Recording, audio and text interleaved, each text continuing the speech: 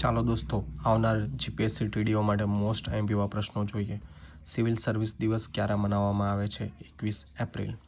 બંધારણના કયા ભાગમાં સનદી સેવાઓની જોગવાઈ છે? ભાગ 14માં. સનદી અધિકારીઓ અને હોદ્દાઓનું રક્ષણ કઈ અનુચ્છેદ હેઠળ મળે છે? અનુચ્છેદ 312.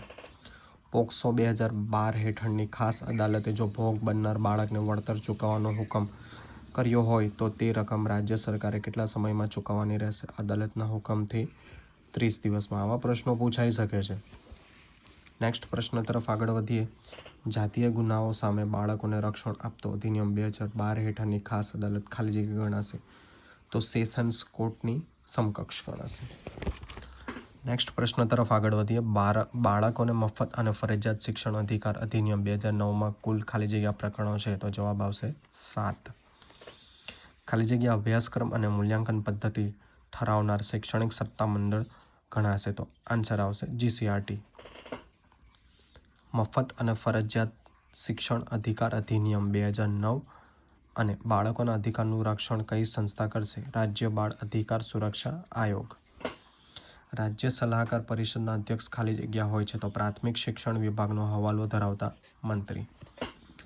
લર્નિંગ આઉટકમ્સ હેઠળ કેટલા વર્ષ સુધીમાં ન્યૂનતમ પરિણામ મેળવવામાં નિષ્ફળ જાય તો તે શાળાઓને બંધ કરી દેવાશે? તો જવાબ આવશે 3 વર્ષ. નેક્સ્ટ પ્રશ્ન લર્નિંગ આઉટકમ સંબંધિત જ છે. લર્નિંગ આઉટકમ ધોરણો નીચેની તમામ શાળાઓને લાગુ પડશે, જેમાં સરકારી શાળાઓ, ખાનગી શાળાઓ તેમજ સ્થાનિક સત્તા મંડળ સહાચિત શાળાઓ પણ શામેલ છે. બ્રિટિશ સરકાર દ્વારા ખાલી જગ્યામાં અંગ્રેજીને સરકારી ભાષાનો દરજ્જો આપવામાં આવ્યો? તો આન્સર આવશે 1837.